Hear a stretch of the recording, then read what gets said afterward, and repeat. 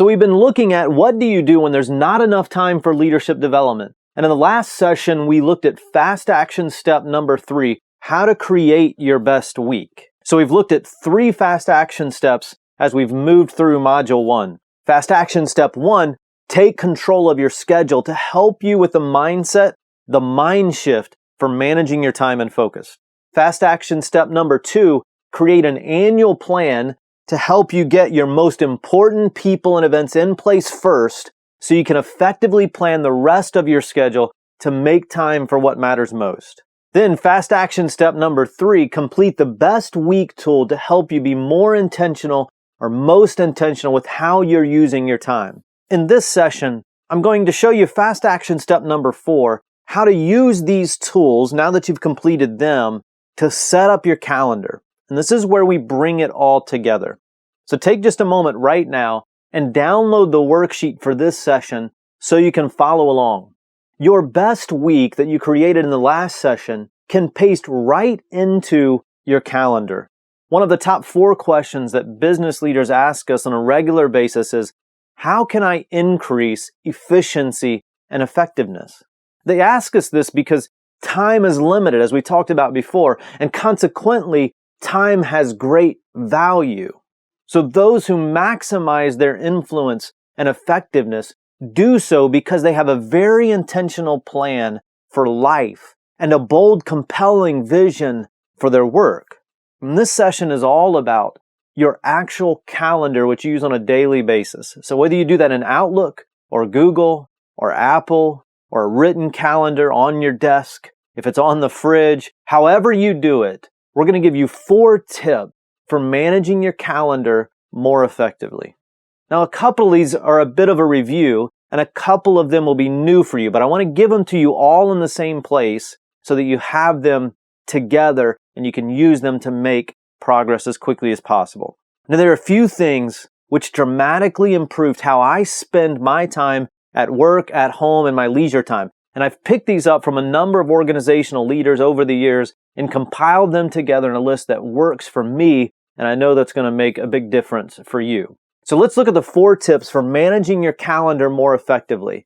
Number 1, which we've already completed, number 1 is create an annual plan. Again, this is the big picture, the 30,000-foot view of what your year could look like. And so because we spent an entire session earlier talking about how to create your annual plan, I won't take a bunch of time here to do that. You can go back and review that session. In that session, you created your annual plan using the guide and customizable template to plan out your entire year, and we explained how to use the guide and template in that session. Now, the annual plan is all about doing what's most important first. Remember, if you don't make time for that important stuff, it'll get crowded out by the less important every time, guaranteed. So number 1, make sure you've created the annual plan. Number 2 is complete the best week tool. Again, we looked at that in the last session. The same principle applies here. What we're doing is putting top priority on the most important things first. Again, you can go back and review that session on creating your best week. Once you complete it, it then becomes the template for your calendar every single week. And that's what brings us here to this session. See, I found that planning my calendar has become immensely simpler because I don't have to plan my entire week every week. At the beginning of the week, I simply look at the few discretionary hours that I have not already planned, that I have not already allocated. And because of that, it significantly simplifies my decision-making process.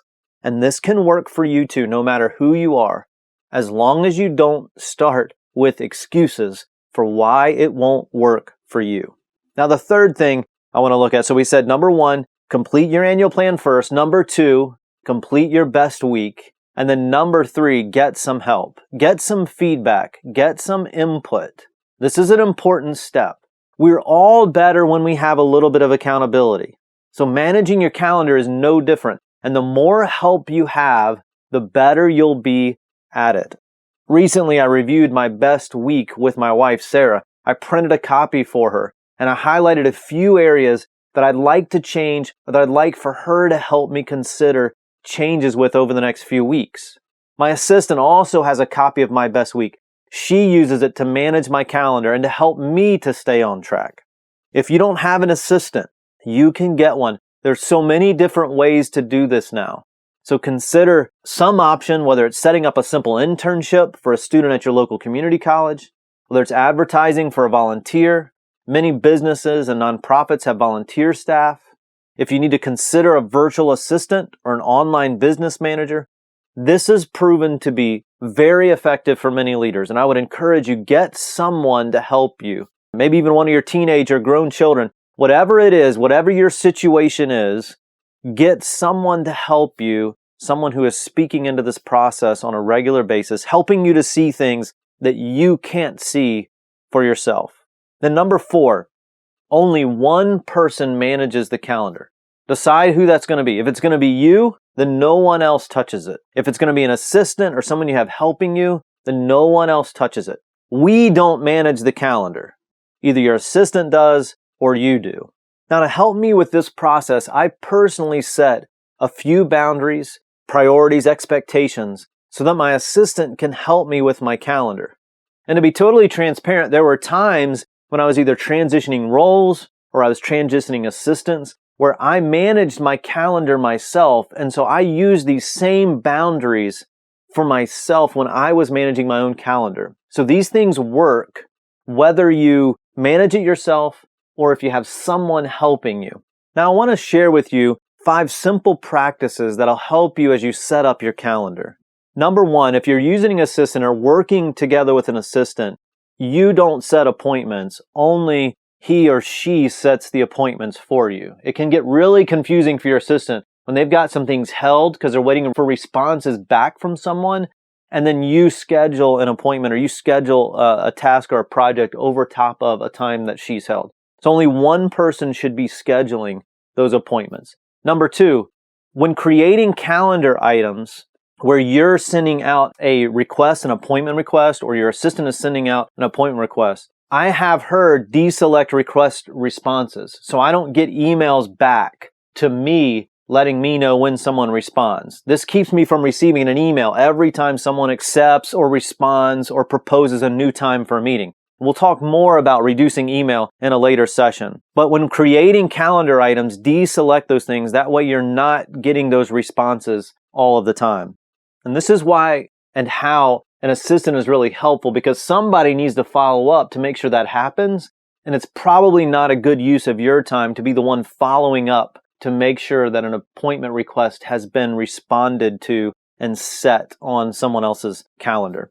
Number 3, I schedule a regular weekly meeting with my business manager for us to catch up on projects and how things are working. And although we interact regularly throughout the day, this one-on-one time provides a time for us to stop and regroup and talk about how we're doing with scheduling, how we're doing with load management. And what we're learning is the items that we can discuss face-to-face versus the things that we can handle over email. And so there are many things that are helpful if we can get together face-to-face, then we can run down through the list relatively quickly now that we've been doing this for quite a while.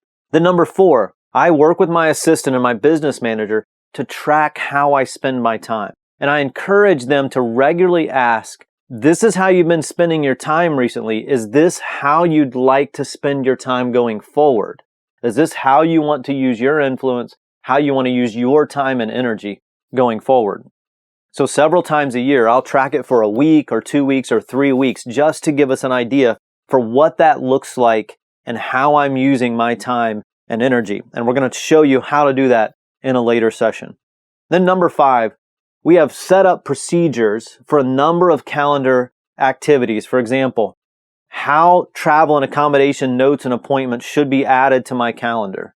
That way, every single time when I get ready to get on a flight or head to the airport, when I go to rent a car, when I go to a hotel, I know exactly where to find those details and exactly where I'm headed.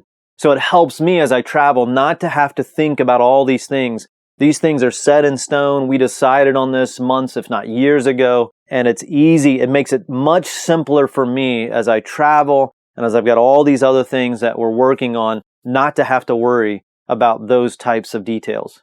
Another thing that we have a procedure for is how the appointments are set.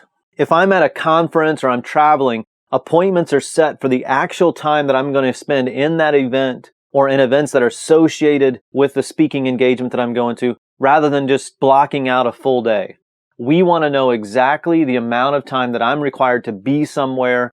And even when we go back and review, we want to be able to look back and see what actual time that I've been spending with clients or that I've been spending at events. In fact, we can match it up with our revenue and make sure that the revenue is making sense with the events and the amount of time that I'm spending with the events. When we set appointments for the actual time that I'm going to be spending at the event rather than blocking out a full day or setting a full day appointment. Then one more quick example of this is how meetings are added to my calendar. When I'm going to have a one-on-one conversation or even a group meeting with individuals, we use the notes section of the calendar to add notes. And we do it very similar. Every single time we have a meeting, we put an agenda in there. So again, just before the meeting, whether it's the day before or the morning of, just before that meeting, I can go in, look at those notes, prep for the meeting, do what I need to do. And again, not have to think about where are these notes, where do things have to be. That way it simplifies my processes and it simplifies the processes for our team because these things were set up, again, weeks ago, if not months ago, to help us function more efficiently and more effectively. So again, notice that we've started putting small procedures in place that help us to even simplify our day-to-day activities, even down to the micro level of managing the calendar. And so this idea of simple leadership and simplifying the chaos that we all live and work in is part of our DNA. And the more that you get comfortable and the more you get familiar with how to do this, then the easier it's going to become for you. So as you make progress, you can decide what procedures, what practices are important for you and what works best for you. And we're happy to help you with that in detail. If you'll reach out to us, we'd be happy to think through that with you. So if you haven't already, take a moment right now to download the worksheet on this page and complete the action steps for this session. A couple of challenges that you're going to run into is how much time should I be spending on certain activities? And how much time am I spending on them right now? In the next session, I'm going to show you a simple process so you can know how you're spending your time and a simple tool that you can use to help you with this. In that session, we'll be wrapping up our fast action steps and bring it all together. It's one of my favorite sessions, so in the meantime, remember, you don't have to get it perfect, you just need to take the next step. So I'll see you in the next session.